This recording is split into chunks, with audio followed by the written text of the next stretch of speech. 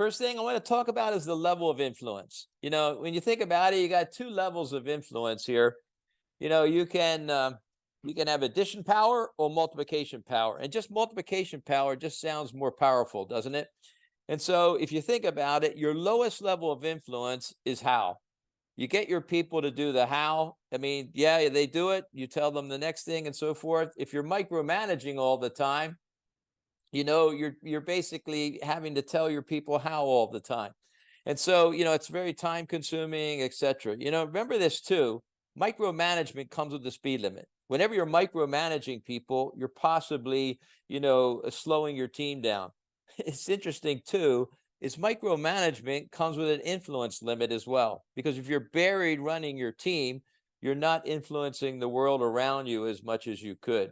In fact, the best people I know that work in the corporate world and former students, they all had the ability to influence their peers, and they couldn't do that if they were micromanaging. So keep that in mind. So your lowest level of influence is how. If you're just trying to tell people how they're getting the how done and so forth, you have to determine what needs to be done and then helping them with the how. It's your lowest level of influence. If you step up into what, you're getting people to really take more ownership for the outcomes, the what. They're taking a lot more action on the how by themselves, and you got a lot of influence there. So you get them focused on what they need to achieve. They figure out how to do it, and they go make it happen. So that's the next level of influence, and that's where you really need to be if you're going to be a leader, because you have to step away from micromanaging to more of the how. I mean, beyond the how to more of the what, and be much more outcome focused. Okay. And I think the best leaders are very, very outcome focused in their approach to leadership. They're not micromanaging their people. They're not saving their people from thinking by telling them the how. And basically, they're getting their people to feel it's theirs.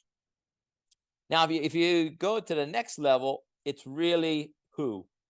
And think of it this way. If you don't have a who, the who is always you. Kind of sounds like Dr. Seuss, right? But, if you can influence at a who level, people who can really go and define their own what, their own outcomes, and define their own how, you're having a lot of influence and leverage with just your time of trying to get them focused that way.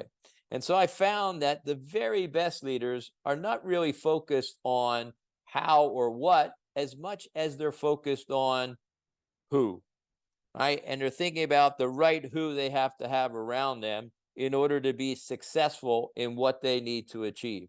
And I think that's really, really important. In other words, I once had a client who sent me an email and he said this, and the subject line of the email was, "My how is who." And basically he was saying he had a big problem. His first instinct was to call his best person in and tell them how to fix it. But he heard my coaching voice in his head. He called his best person in and said, "Can you come back with a few options to fix this problem tomorrow morning?" They picked one, fixed it perfectly. So he said, my job is not how. My job is who.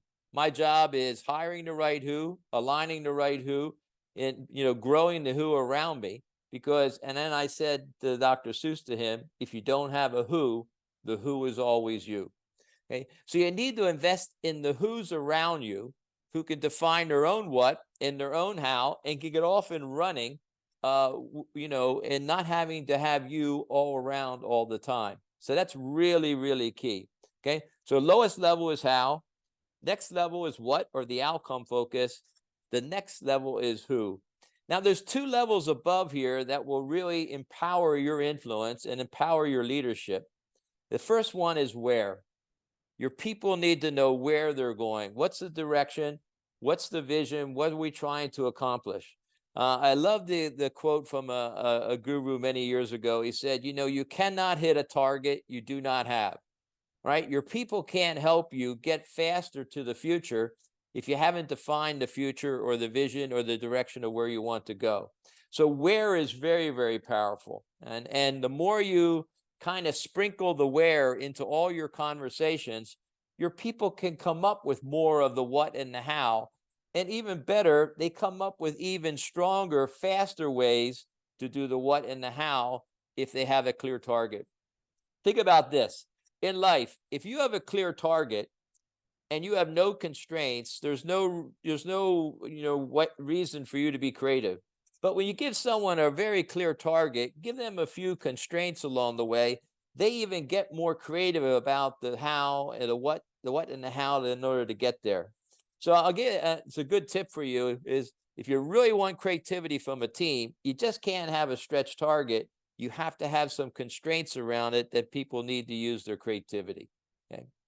So the other thing here is, if you think about the last top level of influence, it's really about why. And why we're doing this. Why is the fuel? Why kind of amplifies the energy in people around the direction, the where, and everywhere below.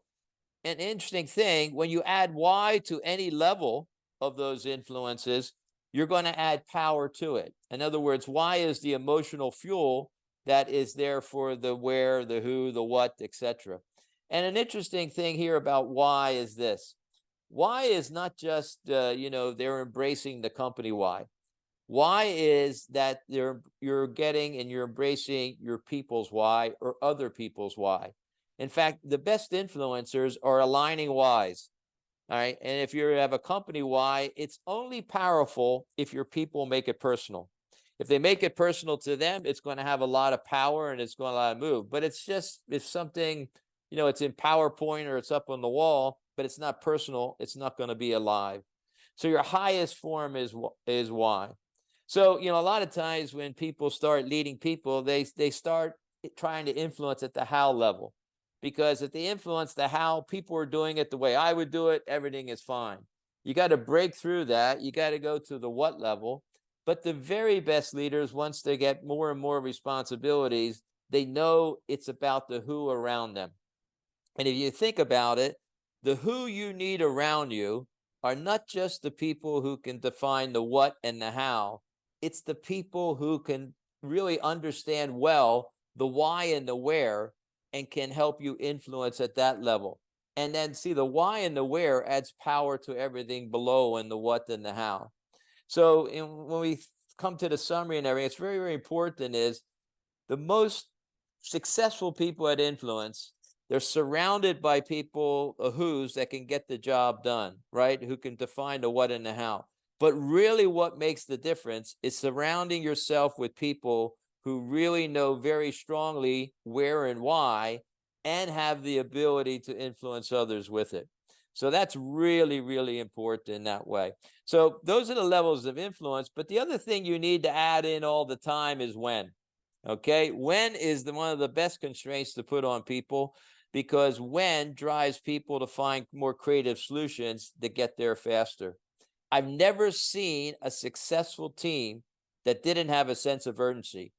And they create that sense of urgency by always having a when behind things. They always have milestones they need to hit, etc.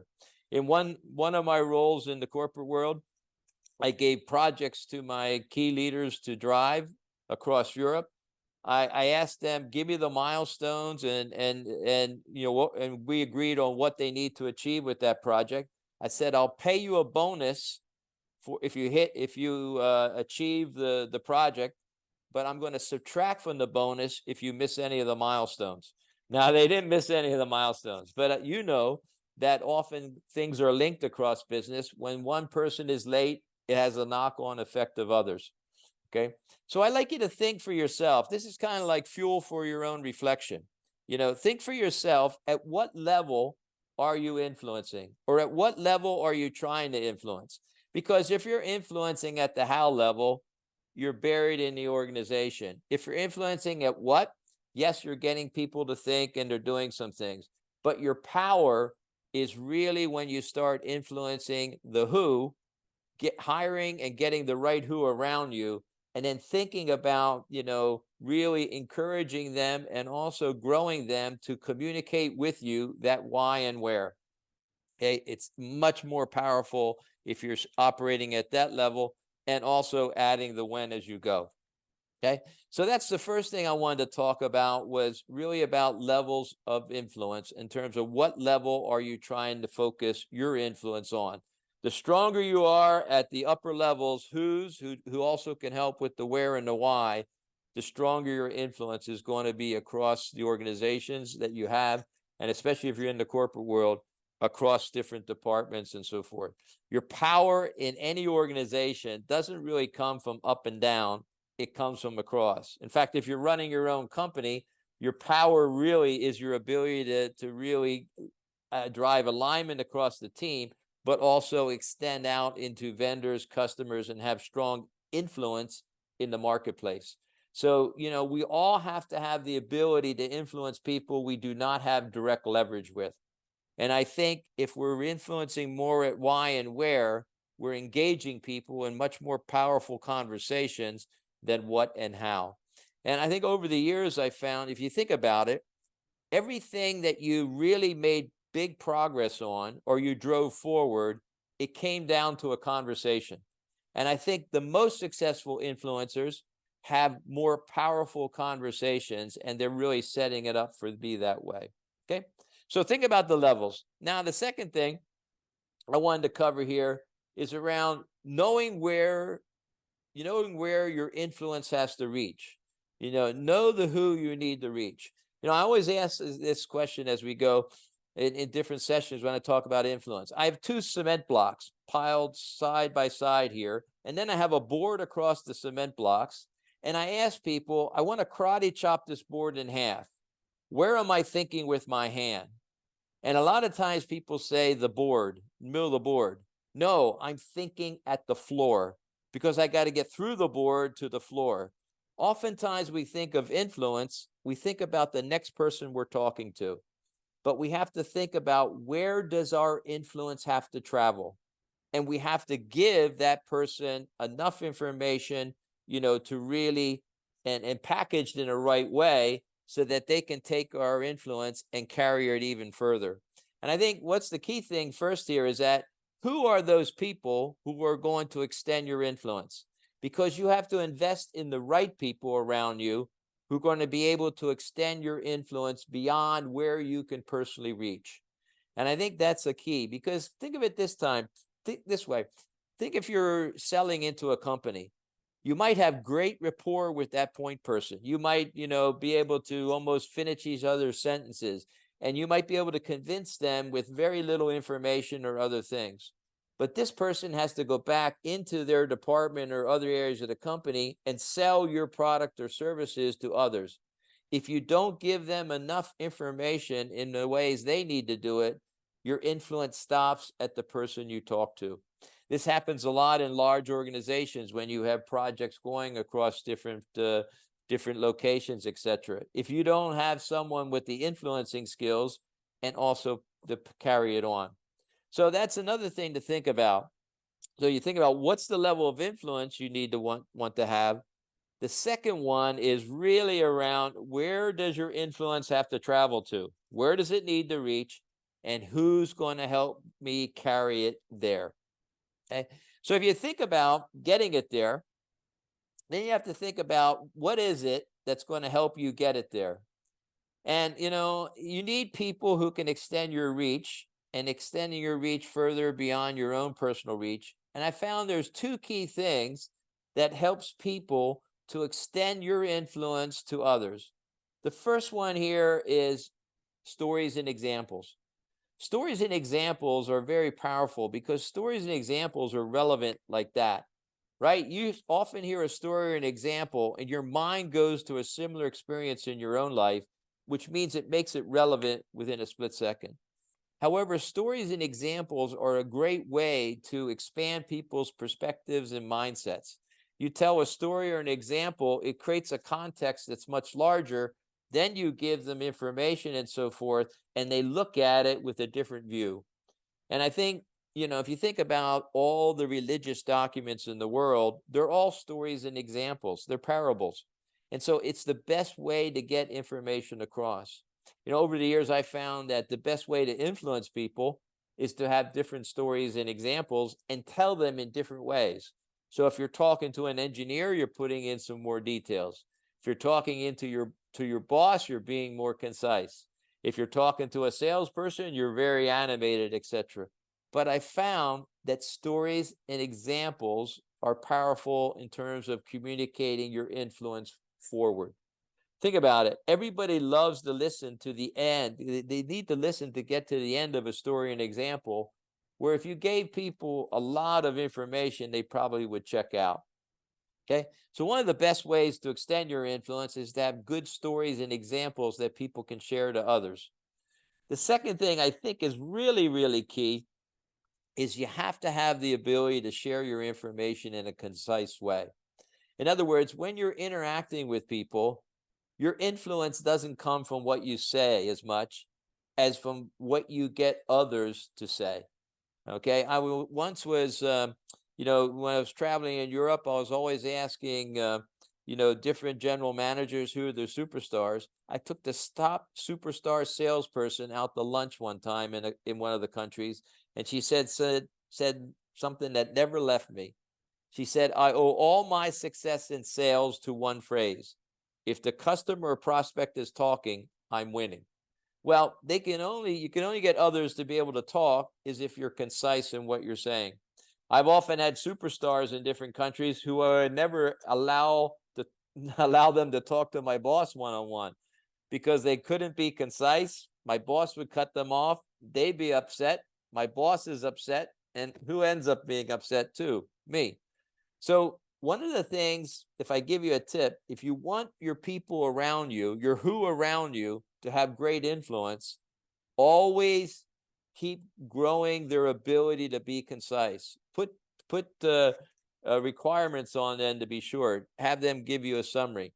If you ask your people for what's the three most important topics, three most important issues with this topic, etc., they have to figure out what is the most important. So you see what your people think is important and if they know their job. So there's something about summaries. Mark Twain made an interesting comment when he wrote a letter to the editor. He said, "I'm sorry I wrote you a long letter. I didn't have time to write a short one." So, it takes some investment to be concise, but you give others more time to talk, which means they're going to be a lot more clear and influencing themselves. And also, when you're sharing information in a concise way, people have a tendency and the ability to pass that on. When it's concise, they can add their own commentary around it so they can have their own influence as well. Okay. So, keep in mind this aspect of, you have to arm your who to extend your influence and carry your influence further. So sometimes you have to think beyond just what it is to influence that first who. You got to give them enough information, stories and examples and information in a concise way that they can pass it on as well. Okay. Now, all this is really, really good, but it all starts with you.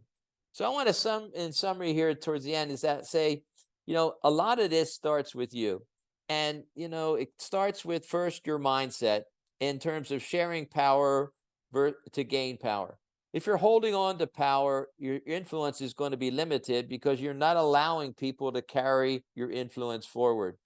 Right. And they always say, if you give it, you gain it. So you have to share your power with others. And I think the micromanagers are the worst at this. And the visionary leaders are the best.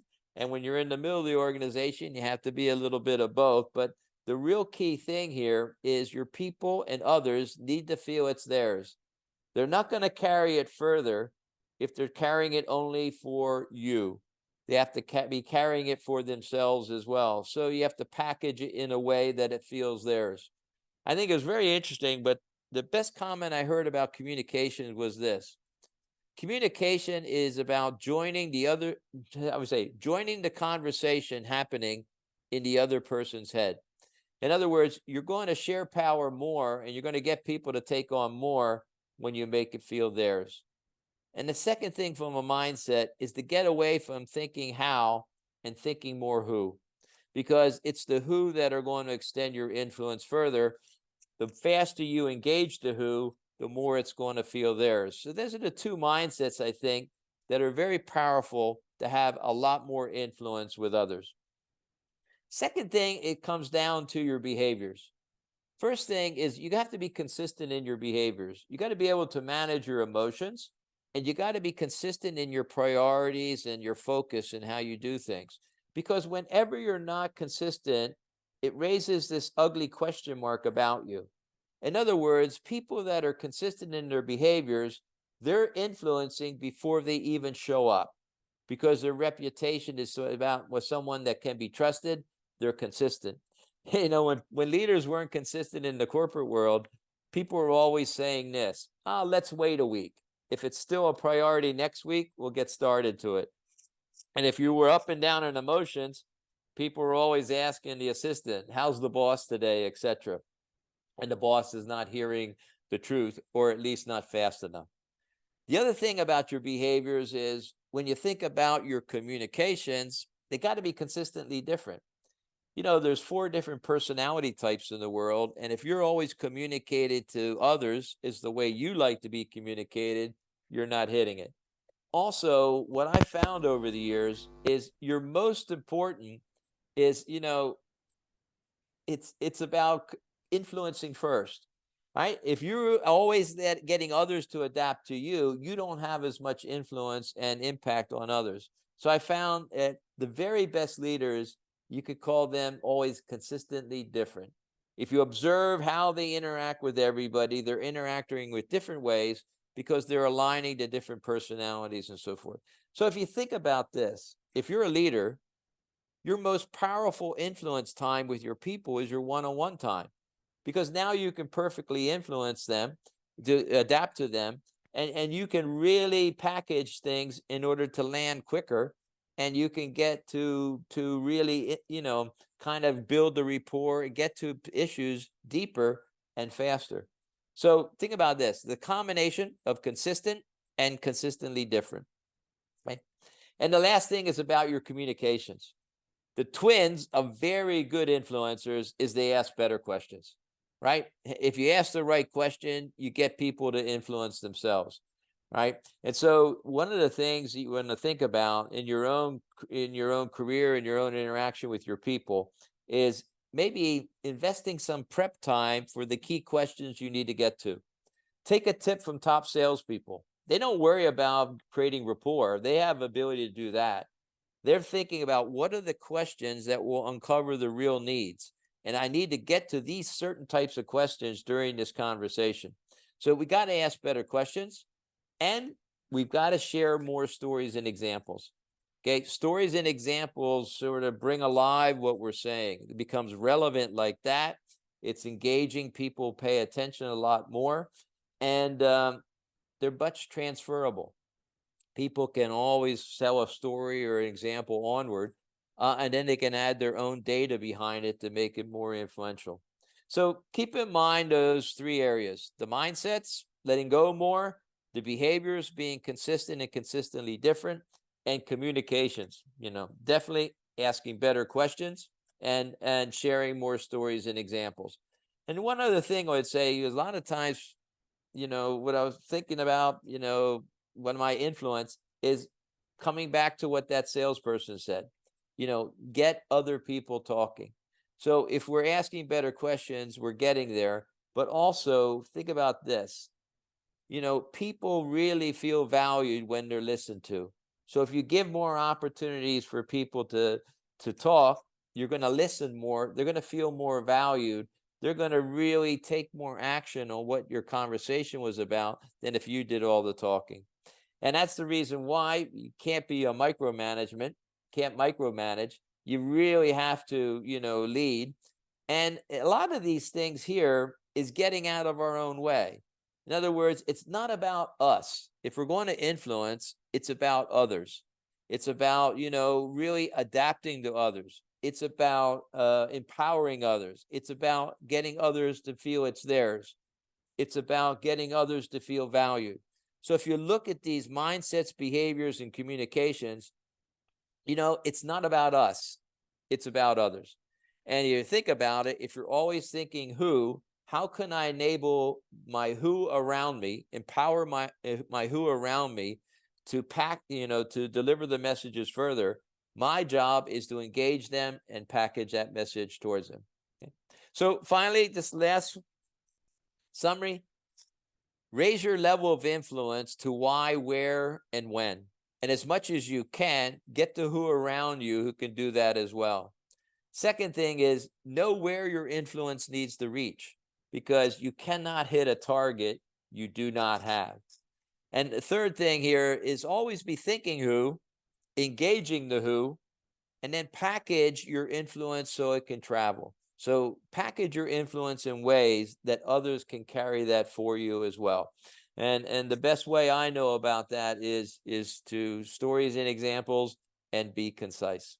And lastly, if you think about all the things we just covered about you, it all starts with you. And a lot of things is getting ourselves out of our own way, thinking of others and enabling others to move forward that way. Okay. So hopefully you got some ideas here as you go. I wanted to give you a good 30-minute packaged things that you could take away.